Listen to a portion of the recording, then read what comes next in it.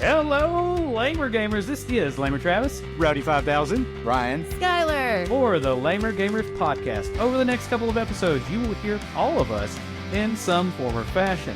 It's been a long time since there's been any laming and definitely not enough gaming, so we plan on breaking down these episodes into smaller chunks so we can record a little bit at a time when possible, because no more 2-hour episodes. yeah, life's been hectic. We don't have time for that. And hey guys, it's nice to see y'all on this place. Good to see you. All right, let's get to the show.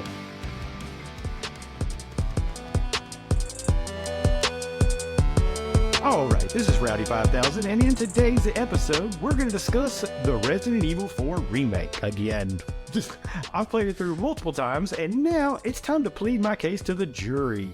Will they want to play it, or are they going to poop all over it? Wait, no, I didn't sign up for that. Stick around and see what this scores on the Is It Lame scale. So, Resident Evil 4. A little bit of history. It was originally released in 2005 for the Nintendo GameCube. It was a 1-year exclusive on the GameCube, if I'm not mistaken, I think. But it has since been released on as many systems as Skyrim. We've got the GameCube, the PlayStation 2, Windows, Wii, iOS, PlayStation 3, Xbox 360, Android, PlayStation 4, Xbox One, Nintendo Switch, Oculus Quest 2, and the Zeebo. What is a Zeebo? It sounds like you're just making up things. Well, I just clicked on the Wikipedia page for a Zeebo, and it is a 3G-enabled entertainment and education system from Zeebo Inc. Yeah, I'm done reading that. But yeah, so the original Resident Evil 4, it's been released on everything. There's probably an Alexa version. It's ridiculous. My refrigerator has Resident Evil 4 on it, like Skyrim next to it.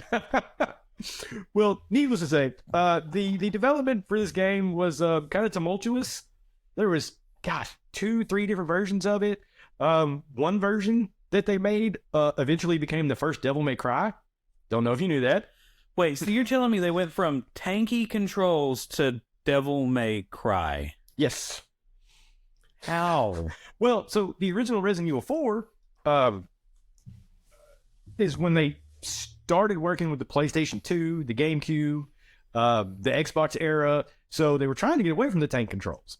So Resident Evil 4 was the first one without tank controls. For those of you who don't know, tank controls are awful. As long as you hold up, you move forward. You don't move in the way that you push. It's terrible. But there still were some drawbacks. We didn't really know much about, developers didn't really know too much about twin sticks at the time. So when you aimed in this game, you stood still. You couldn't move. Kind of like spinning in an office chair, like I'm doing right now. Squirrel. Yeah, exactly. That's exactly what you did. I would suck at fighting zombies like this. So it was if you were to go back and play it now, it's not gonna be fun. But at the time, it was great.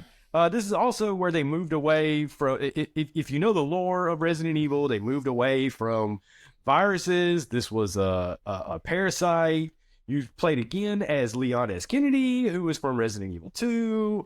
Blah, blah, blah. There's lots of lore. Wasn't it like, so, yeah, everything was like city-based too. And wasn't this one like in the swamp somewhere? This was in a fictional village in Spain. Oh, El Swamp. It's funny because this game is actually where I learned some curse words in Spanish. Oh. Was because of this game. Wait, what year did this actually come? What grade in school were we in? Oh, we already graduated. Oh, okay. This was 2005 when it came out. Okay, I was thinking Resident Evil 4 was before this. No, it was GameCube. It was.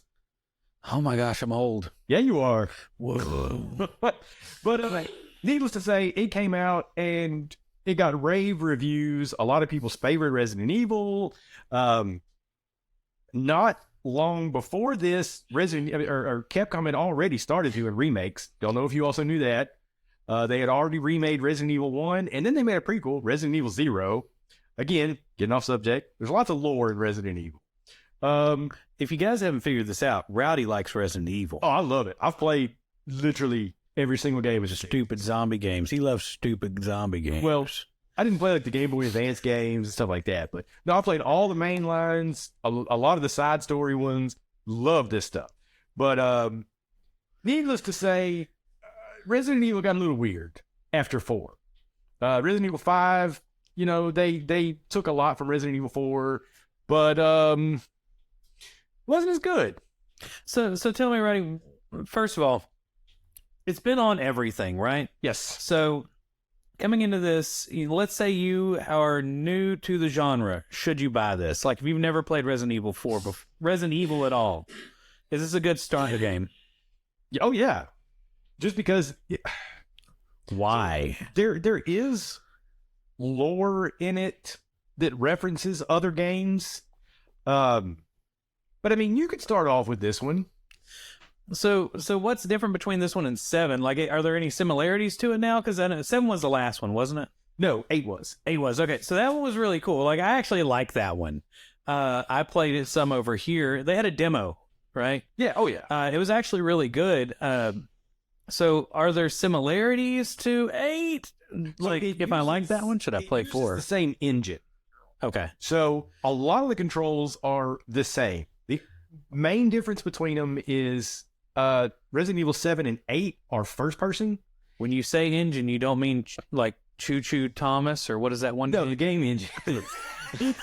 What was that game? Choo Choo Charles, man. Charles. That was my game of the year 2022. Just making sure. Labor Gamer Podcast filmed in front of a live studio audience. Yes, it is. No. So like your game engines, like Unreal 5, you got Snowbite engine, all that stuff. Capcom has their own game engine they call the RE engine. The new Devil May Cry series, like all of that runs on the RE engine. But so 7 and 8 are first person.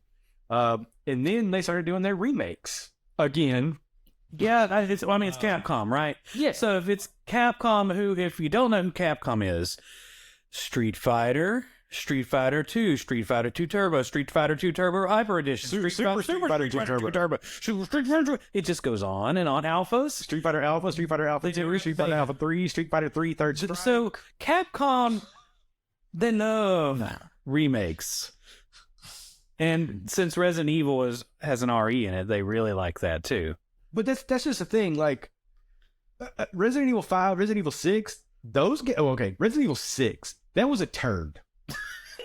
Okay, so now we're on Rowdy's scale. Okay, Rowdy, so give us the worst Resident Evil games. Give me like the 3 worst. Resident Evil 6 is the absolute worst dog turd of a game. Okay, so what? You're telling me these tanky games before Resident Evil 4 aren't bad?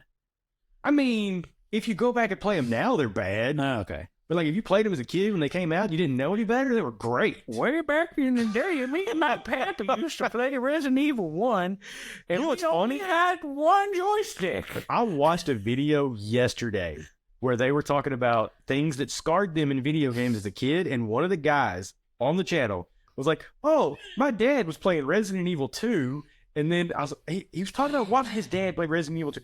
This game came out in '98. That made me feel old when this guy's like, "I watched my dad play it." I was like, "I remember it coming out and playing it." Yeah, I remember those days. But yeah, oh my god. Okay, so went off on a tangent. Number 6, a god awful game, god awful dog turd of a game.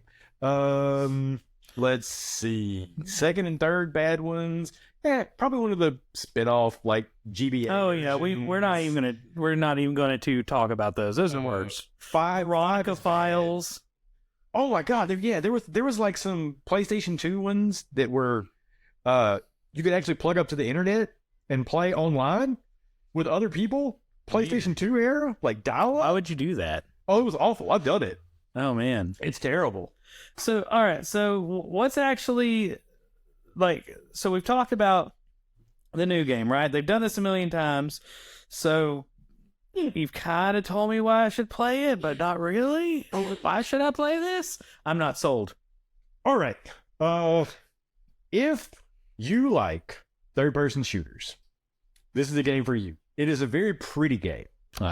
I like Granny. You could tell they really did spend a lot of time on the backgrounds, the graphics. Now,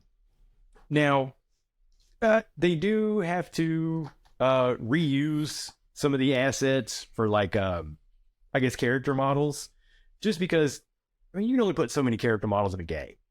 But beyond that, it looks great. It controls great, especially compared to the original one. Now you can move and shoot at the same time. You'll have to stop.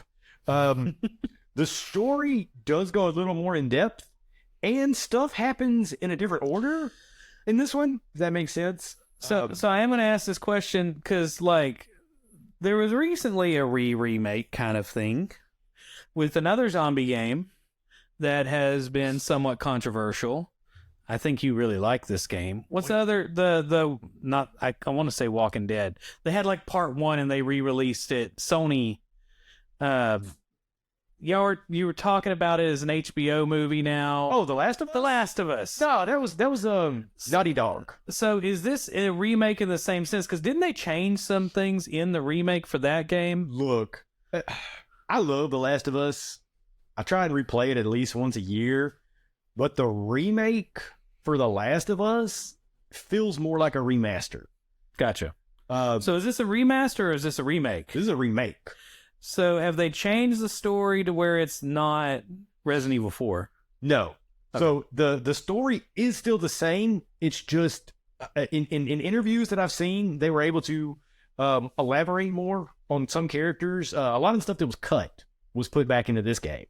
One of the characters who was just a throwaway character in the original Resident Evil 4 is now more fleshed out and has a better backstory. They were able to go in more depth with that. This game is not as cringe.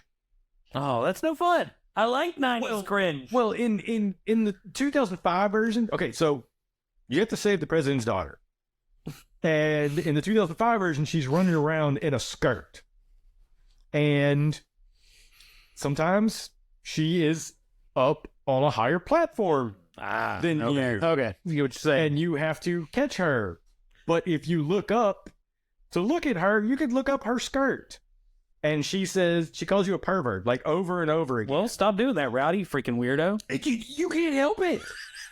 You look up and she's like, pervert! And it's like, come on. Oh, and at the end of the game, when you save her, she straight up looks at you, because she's the president's daughter, all right? She straight up looks at you and is like, what do you say when we get back, we do some overtime? I'll let that one marinate for a little. No, thank you. The overtime is no longer available, sir. They have overtime for everybody. It's not as cringy. It still has like the 80s action hero one-liners. The president's daughter's not running around in a skirt anymore. Some people are actually mad about that, by the way. Man, God, I keep getting off topic. Game, it's good. It's really, really good. It looks great. It controls great. My first playthrough was about 16 hours. So if you try and get all of the treasures in the game, you try and find all the secrets, everything like that, you could put a good amount of time in it. It's got, New Game Plus, where you can reuse a lot of the items that you had. There's unlockables in the game. It has a good replay value. I've played it through twice now. Graphics, way improved. Like I said earlier, everything looks great. Okay, so I have a question. Yes. Sound-wise, because I'm a big nerd for horror games and soundscapes. Is, this one's going to have more like surround sound. Did you play with headphones on, or? I played with headphones and with just my TV. Okay. And I will tell you right now, one thing that bugs me in video games are steps. When you hear people walking. Mm-hmm. Because most of the time in a game, it will be the exact same sound for every step. Oh. Right foot, left foot, doesn't matter what they're stepping on. In the original Resident Evil 4, you had different sounds for each foot. So it wasn't so monotonous. On this one, it's kind of the same sound for each foot, but if you step in mud, it sounds different. If you step on rocks, it sounds different. So it's like the same wave file, but they probably just It's processed different. It's processed, yeah. Like, so it's left, right, separation, front, back. Now, you are able to pinpoint where a zombie is by the sound. Like, say you have headphones. Yeah. I played this one on PS5. Mm-hmm. And I use the PS5 headphones, and it's surround sound. So, like, if I heard a zombie and it sounded like it came from behind me and to the right, I could turn and see it. So, sound is real good. There were not a lot of sound glitches, which is a big thing for me, like in Cyberpunk. Look at you, Cyberpunk, Keanu. I would gripe about that game all the time. I have over 200 hours into it, but I will still gripe about it. I still, like, in my head, though, you're talking about all these steps and griping about steps. I imagine you, like, Resident Evil's the floor above you in an apartment complex, and you're, like, jamming a broom up there. Quiet down there! You know, I hear your steps. So they remade Resident Evil 2 and 3 recently. Uh-huh. And Resident Evil 2 and 3, to me, had better soundscapes than Resident Evil 4. I thought they did better on the Resident Evil 2 remake, Resident Evil 3 remake, than they did on the 4 remake with the sound. Gosh, I'm trying to think of some other stuff. I could tell you this, I probably won't play it. No, you're just not a Resident Evil fan. I'm not a Resident Evil fan, guys. I'm sorry. So, one thing that a lot of people like about this game is that the inventory system came back. Now, this is going to sound ridiculous. In Resident Evil 4, most of the Resident Evils, you had X amount of space in your inventory. It was just squares, and no matter what it was, went in that square, no matter the size of it. So in the original Resident Evil 4, you basically had a briefcase, and you arranged everything to where it would fit in your case. You could take and rotate stuff so that it would fit in different spots. There are a surprising number of people who talk about how therapeutic it is, I guess, or how much they love just the organizations. Like, I love organizing things. I can understand it. They have, and It's like playing Tetris while you're playing Resident Evil. exactly. But do things disappear if you stack them the wrong way? No. No. I would definitely not play it. People like it so much that there is actually an iOS and Android game called Save Room that's just Resident Evil 4 organization in your case. That comes back in this game, and it's awesome. You could expand your case. You could add little charms to the case that, like if you craft ammo, there's like a 15% chance that you'll get 5 more bullets or something like that. All in all, I think it is a terrific game, and I would absolutely suggest that anybody that's a Resident Evil fan or into zombie horror, I bet they're not zombies. People are going to fight me for saying they're zombies. In this game, it's a parasite, not a virus. Okay, so state this, please, for the court. Rowdy, is Resident Evil 4 lame? Absolutely not. It has been decided. It is not lame. I like it. It's so good. All right, guys, I think that is it for this episode of the Lamer Gamers podcast. Rowdy has told us that Resident Evil 4 is not lame. It is officially decided. I have spoken. Thank you, guys. We'll see you next time on the Lamer Gamers podcast.